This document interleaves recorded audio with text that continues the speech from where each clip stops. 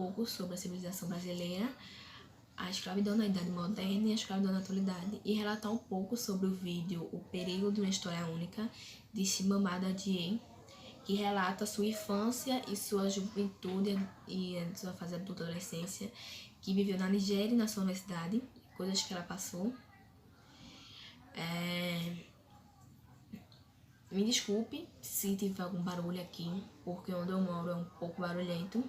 Se tiver cachorro latindo, carro passando, uns barulhos de jatinho, avião, porque passamos bastante avião aqui. Me desculpe, procurei um canto melhor para gravar, mas eu não encontrei. Me desculpe mesmo, vou começar agora o vídeo. A civilização do Brasil serviu para civilizar, expandir, explorar, conquistar e dominar tudo que tinha no Brasil antes deles chegarem, antes dos portugueses chegarem. Vocês sabem que todos esses termos são diretamente ligados ao poder em cima de outras civilizações. Como se os portugueses com poder em cima dos indígenas. Que a gente sabe bem que não foi os portugueses que descobriu o Brasil. Os índios viviam aqui muito antes dele vir, que foram descobertos quando chegaram aqui em cerca de 1500, numa embarcação. Aí eles viram os índios, as terras brasileiras, começaram a explorar e denominar os índios. Se a gente falar que foram os portugueses que descobriram o Brasil, a gente está denegrindo a história dos índios, porque não foi eles, como sabemos bem. O Brasil, mesmo não sendo das Europa, ele foi como um país de lá.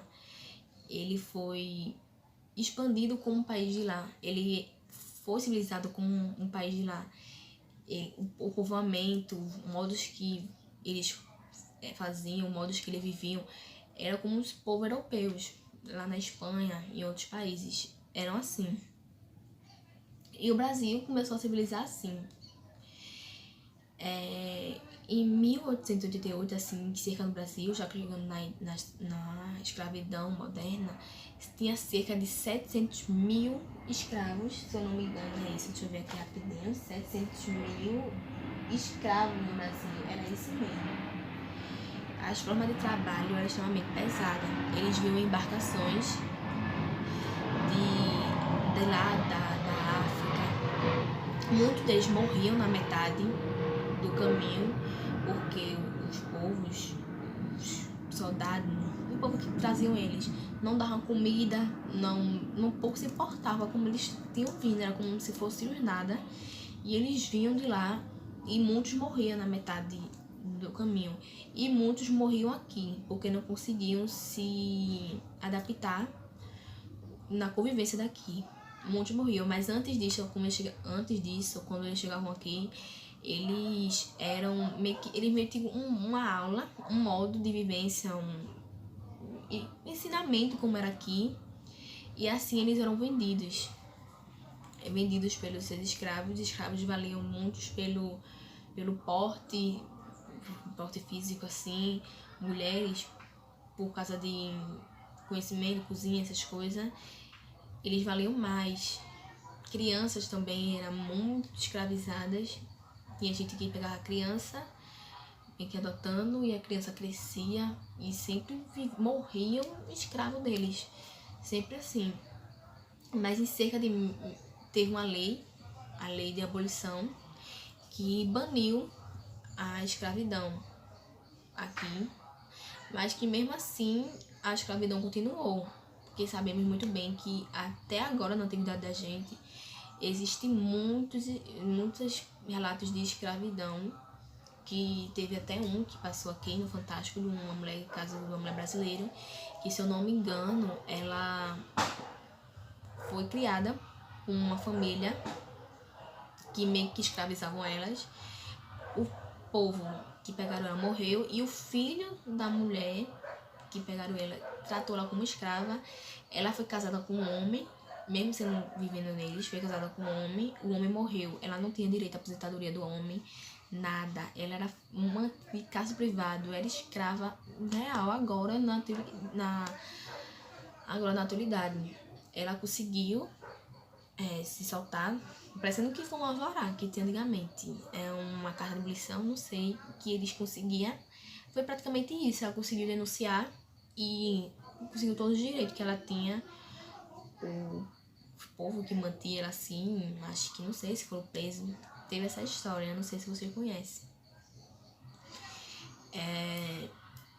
Aí falando, né, disso, muitos escravos,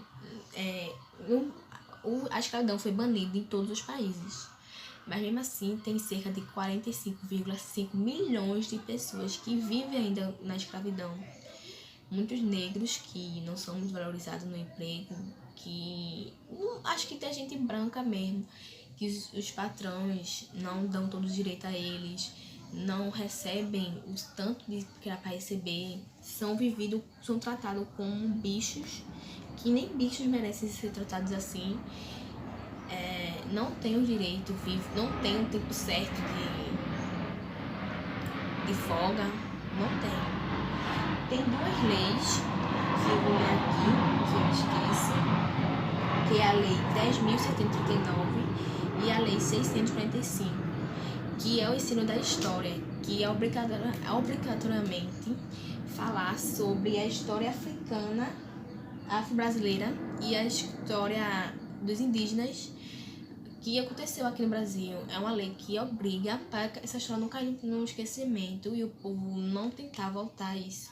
Essa lei obriga professores de história a falar sobre tudo o que aconteceu na antiguidade e comparar. Eu acho que a gente vive ainda para o povo cair na real, que acabou esse tempo de escravidão, somos todos iguais, cor de pele não define o que você é, não define, somos todos iguais, raça não define o que a gente é também, não somos animais, mas temos a raça indígena, parda, essas coisas. Aí essa lei ainda tem. E vou relatar um pouco agora sobre o relato de Chimamanda Adichie. Chimamanda Adichie relatou no vídeo O Perigo da História Única, que ela começou a ler, disse à mãe dela que ela começou a ler com 2 anos de idade. Ela lia histórias infantis, que ela se baseava nessa história, e com 7 anos de idade ela começou a escrever seus primeiros livros. Que os personagens dos seus primeiros livros eram pessoas brancas que viviam em outros países lá. Ela nunca tinha saído da Nigéria, mas ela contava essa história. Pessoas brancas que comiam maçãs, que bebiam cerveja de gengibre.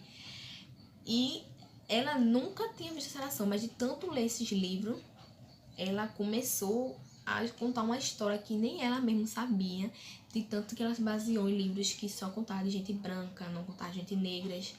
Mas depois que ela conheceu poetas e escritores negros, afro-nigerianos, não sei, ela começou a ver que a história não é todas de pessoas assim que vêem um mundo fantasia, mas de gente branca que comia maçãs, que a gente negras que cabelos, nem um rabo, um cabelo não servia nem para fazer um rabo de cavalo, que não tinha nada disso, desse cerveja de gengibre, que ela disse que era louca para experimentar cerveja de gengibre, porque via tanto história, nesses livros de história, que tinha gente que passava por dificuldade real. A mãe dela contava a história de uma família, de uma pessoa que ele conheceram, que era muito pobre.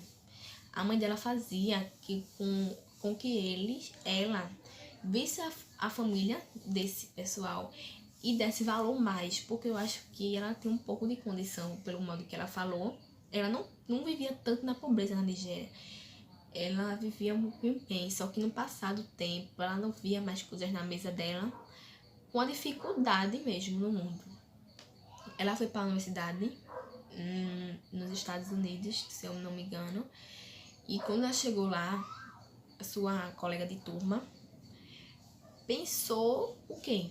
Tudo que a colega de turma dela via na televisão, pensou que ela passava por isso, que gente da Nigéria, gente africanos, passava fome, todas eram assim, né? Passava fome, vivia na miséria, não vivia bem, a amiga dela queria saber como era que ela vivia, o estilo de música dela, pensando que era tudo aquilo que passava. Ela disse que a amiga dela ficou surpresa quando ela botou música de uma cantora que todos deles escutam. Ela ficou tipo, nossa, eles escutam essas músicas que a gente escuta, pensando que ela vivia na miséria. Aí ela começou a explicar à amiga dela que não é assim que vive na África, que tem, como se fosse aqui no Brasil, né? Temos as divisões, claro que aqui no Brasil tem pessoas que passam por dificuldade e tem pessoas que têm, claro, uma coisa, uma vivência melhor. Tem gente que tem uma vivência muito melhor, que não ajuda os pobres, tem e busca por ter mais ainda. Ela falou nisso, que na África não é só isso, não é só mortes de pessoas, de AIDS, de pessoas passando fome, não vive só na miséria. Na África tem animais, coisas lindas de se ver. Não é só aquela desgraça que passa na televisão e é contada em livros. Porque nas coisas brancas é contada de gente que se vivia bem, gente que vive bem, mas para contar a história de negros mostra a pior parte da história. Não mostra coisas boas, não mostra. Não mostra, mostra uma realidade de outras pessoas, mas não mostra outro tipo de realidade. Aí pessoas de fora, de longe, pensam que é só aqui, que é só aquilo ali, que vende assim, mete pau naquilo ali. Como assim, pessoas de fora não pensam que o Brasil, vamos dizer assim, só tem favela. O Brasil é só corrupto. Só é corrupto. Mas a gente não vive só assim, nem todo mundo é ladrão, nem o povo do Rio de Janeiro, né? Nem todo mundo é traficante. Não é assim. Aqui a gente tem vários tipos de forma de cor de pele, tem negros, morenos, ruivos, brancos, pardos. Aqui tem vários tipos de religiões e tem pessoas que respeitam, e tem as pessoas racistas que não respeitam, que vive aquele tempo ali da escravidão ainda, que negros eram desrespeitados, que não era nem para aquilo ali existir. Por isso que tem aquela lei, né, de 10.639, para falar, contar a história da afro-brasileira, para o povo cair na real e ver que todos aqueles são iguais, que não é aquilo ali que a gente vive, que negros são todos igual aos brancos, igual aos ruivos, que não vivemos mais naquele tempo de escravidão, que todas as pessoas têm direito de trabalho. Aí foi com uma história de Adichie. Ela, acho que agora ela é uma escritora, eu não sei. Ela se formou, eu acho que ela vivia muito bem e contou um pouco sobre isso.